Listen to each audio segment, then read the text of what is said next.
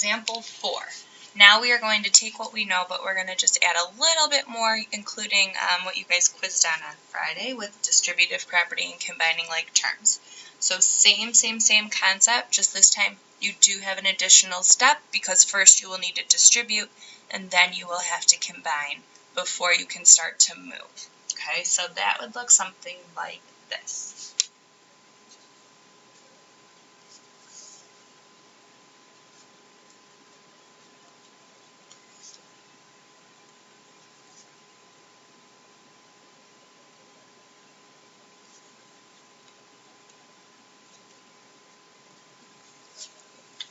Okay, so as soon as I see those parentheses, my brain is going to the fact that I need to distribute.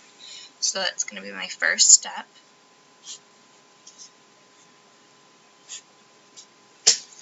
Alright, so that leaves me with 9x minus 9 is equal to 3x minus 3. Okay, so now this looks like what we had before. I see that I have x's on both sides of the variable, so I'm going to decide what I would like to move. I'm going to move the 3x away from the right side so that all of my variables are only on the left. So first I will take away or subtract 3x, because 3x minus 3x, 0 pair. I have to do it on the other side. 9x minus 3x, 6x. Everything else comes down. Please don't skip this step. Don't try to do all the work and all the steps in your head. I want to see every single step. Take your time. Be neat with your work. Now we have a two-step equation. Add 9 to both sides. 6x is equal to 6. I divide both sides to get my variable down to just 1x equals 1. I will go back and check my work. So 9 times 1 minus 1 equals 3 times 1 minus 1. Well, parentheses, according to GEMS, order of operations, I should do first. 1 minus 1 is 0. 9 times 0 is 0. 1 minus 1 is 0. 3 times 0 is 0. So even though it's kind of weird, 0 is equal to 0. So that's correct. Alright, you give the next one a try, thinking about our distributive property and combining like terms.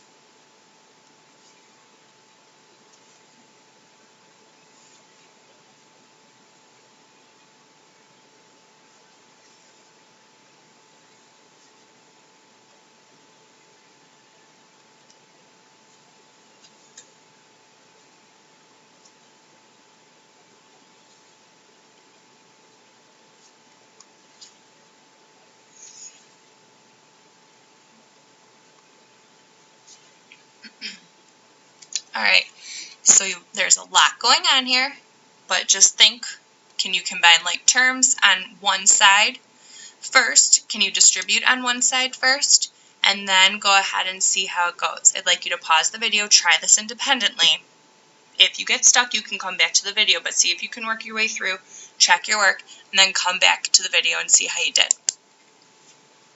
Alright, so welcome back to the video. Hopefully you've completed example 5. Let's see how you did. I have constants of 6 and negative 5, which I know that will make 1. And I have a positive x and a positive 2x, which makes 3x. And on the right, I know I need to distribute. So 7 times x is 7x. 7 times negative 1 would be minus negative 7. Alright, so now I have constants on both sides and terms with variables on both sides of the equal sign. Again, whichever one you want to move is fine. As long as your math is correct, you should be good. I'm going to move my 3x. I know that if I take away 3x, this will make a 0 pair. I have to do it on the other side as well. The only thing left over here is 1. 1 comes down. 7x minus 3x is 4x. My minus 7 comes down. I am now at a two-step equation. So I need to get my variables isolated. So that means I need to get rid of this minus 7. 8 equals 4x. Divide both sides by 4. So x is equal to 2. And what should we do? Good. Sub it back in.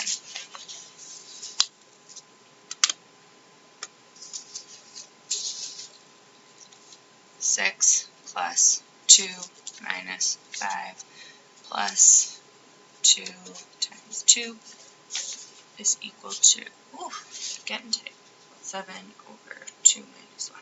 Okay, so 2 times 2, this becomes 4.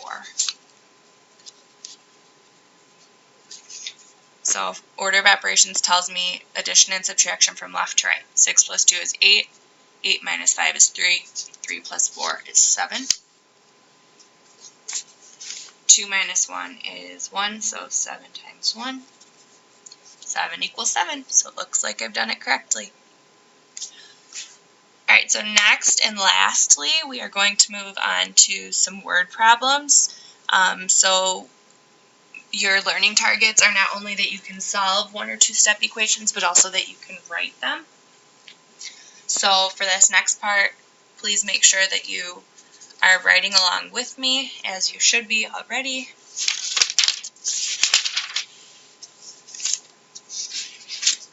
Example 6. Alright, so we are going to now, just like we did with the one or two-step equations, we're going to listen carefully to the words, identify some key words that are going to help us with our operations. And here we go. So here is our example.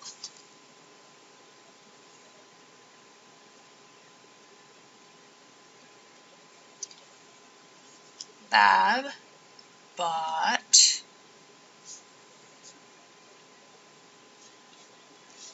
a pair of shoes for $32 and then bought 3 t-shirts.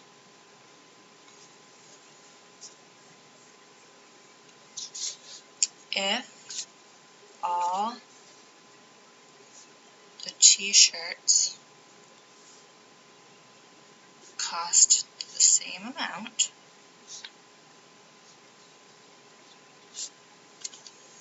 and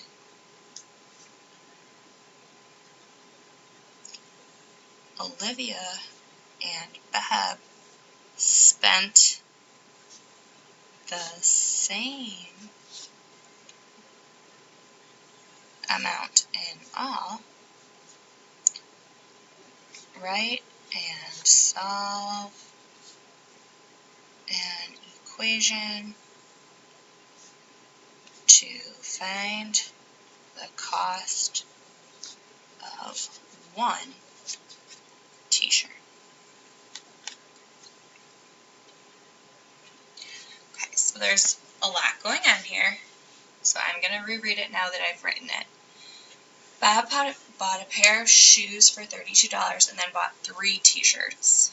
If all the t-shirts cost the same amount, and Olivia and Bob spent the same, write and solve an equation to find the cost of one t-shirt. So the variable is, I'm going to use t because I don't know the cost of one t-shirt.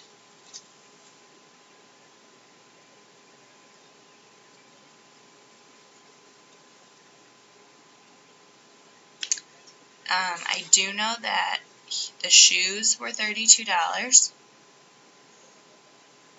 He bought 3 t-shirts that were all the same price.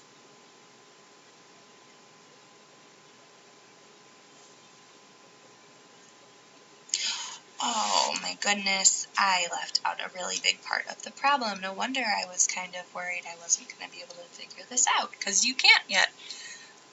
Insert.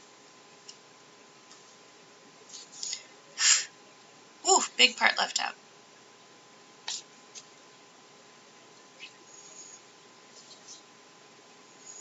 Olivia bought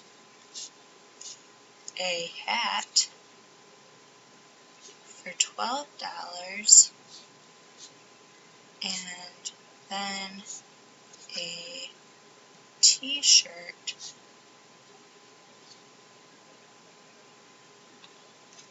and then 5 t-shirts. Ooh, Olivia, you were on a shopping spree that day.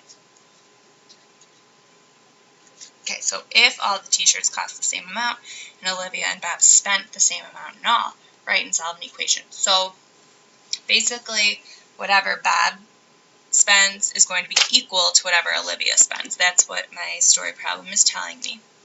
So I still don't know the cost of one t-shirt, but I do know that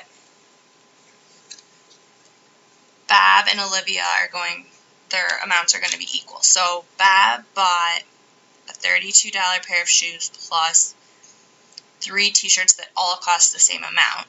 So 3 times T, since they each cost the same. And I know that that's equal to however much Olivia spent.